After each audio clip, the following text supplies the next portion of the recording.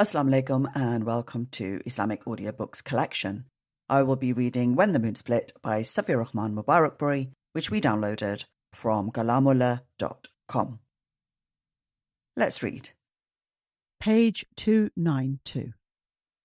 The Delegation of Banu Hanifa.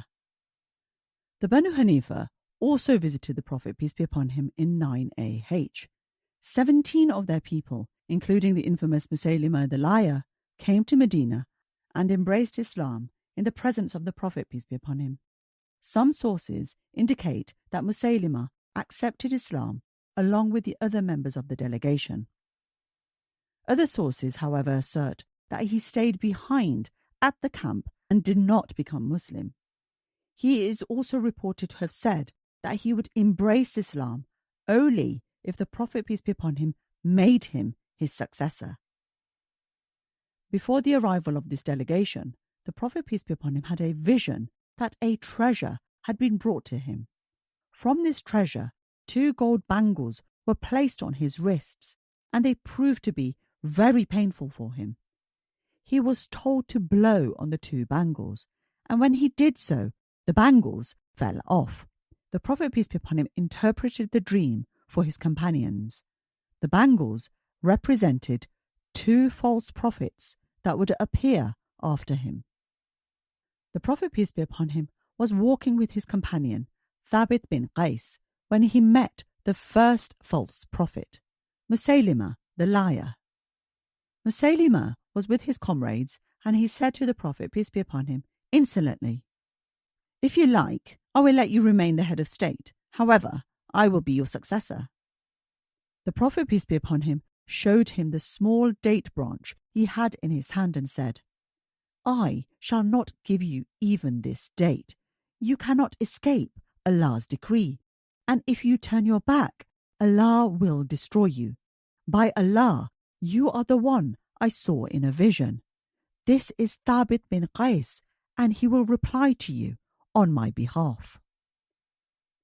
Upon the return of the delegation, Musaylimah kept a low profile.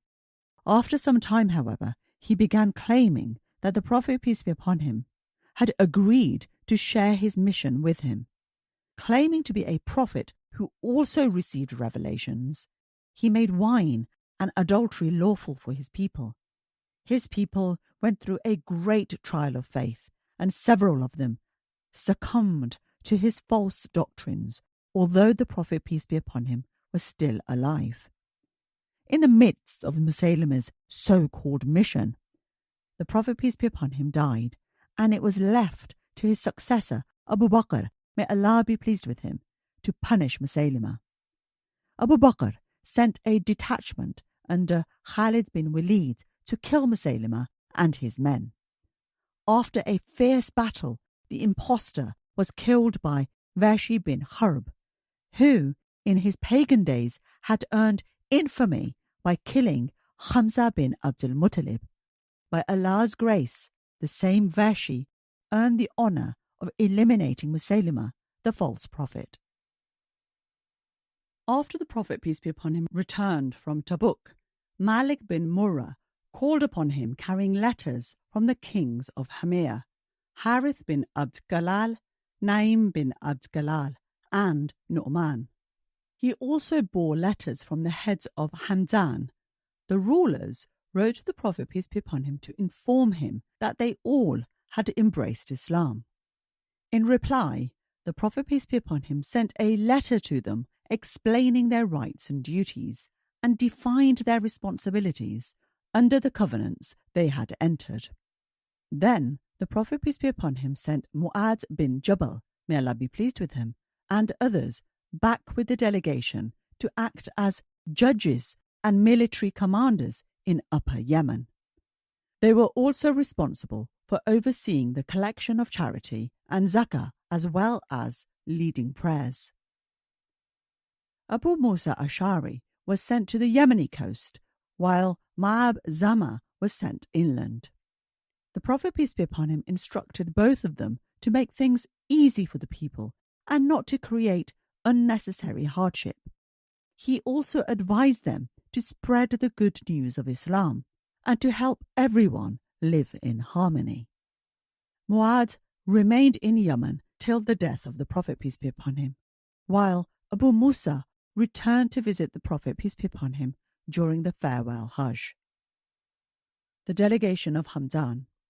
Among the delegation from Hamdan that visited the Prophet, peace be upon him, was the great poet Malik bin Namt, who extolled the Prophet, peace be upon him, in verses such as the following: I swear by the Lord of the ladies encircling Mina, and those returning with the caravans from the heights of Qardad, that we have accepted the truthfulness of the Prophet.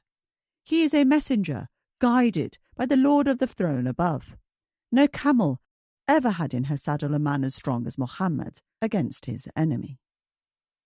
Initially, Malik bin Namt was sent back to his homeland to help those of his clan who embraced Islam. But later, the Prophet, peace be upon him, sent Khalid bin Walid to invite all the people of Hamdan to embrace Islam. 6 months went by as Khalid tried in vain to spread Islam. Then the Prophet, peace be upon him, sent Ali bin Abi Talib, may Allah be pleased with him, and recalled Khalid. Ali read out the letter from the Prophet, peace be upon him, inviting the people of Hamdan to accept Islam, and they all complied. On receiving the good news, the Prophet, peace be upon him, prostrated in praise of Allah, and then raising his head, he said, Peace be upon Hamdan, peace be upon Hamdan. The delegation of Banu Abdul Madan. In Rabi'l Awwal 10 AH, the Prophet, peace be upon him, sent Khalid bin Walid to Banu Abdul Madan. They lived in Najran in Yemen. Khalid was instructed to invite them to accept Islam for 3 days, and if they refused, he was allowed to use force to make them subjects of the Islamic State. When Khalid arrived, he sent his men in all directions to invite the people of the region to accept Islam.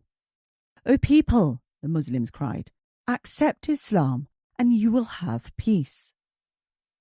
The people readily accepted Islam, and Khalid and his men set about teaching the people of Banu Abdul Madan the basics of the faith. Khalid then sent a message to the Prophet, peace be upon him, informing him of his success. And the Prophet, peace be upon him, responded by asking Khalid to escort a delegation from the region to Medina. The delegation arrived in Medina and met the Prophet, peace be upon him, who asked them several questions. During the days of ignorance, how did you subdue those who fought against you? We remained united, the delegation replied, and we never oppressed anyone. You speak the truth, the Prophet, peace be upon him, said. Then the Prophet, peace be upon him, appointed Qais bin Hisn as the governor of Banu Abdul Madan. The delegation left Medina in the last of Shawwal or in the beginning of Dhul Qa'dah. Ever concerned that Muslims living far from Medina would revert to the ignorance of paganism, the Prophet, peace be upon him, also sent Amr bin Hazm to teach them more about Islam. Banu Mazhaj accept Islam.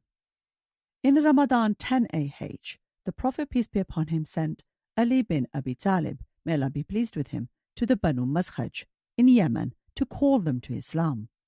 Ali was not to fight them unless they attacked first. Ali's call to the people of Banu Mazhaj toward Islam was received with hostility. They shot arrows at Ali and his men, but the Muslims were undeterred and counterattacked.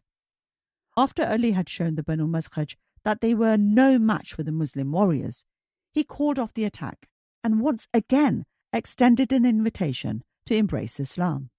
This time, the Banu Mazhaj accepted the offer and became Muslim. After the chieftains and the notables of the tribe came forward and took the oath of allegiance, they gave Ali a charity offering for the poor and weak, saying, Take from this the right of Allah. Ali and his men returned north and met the Prophet, peace be upon him, in Makkah during the farewell Hajj. The delegation of Azd Shanwa.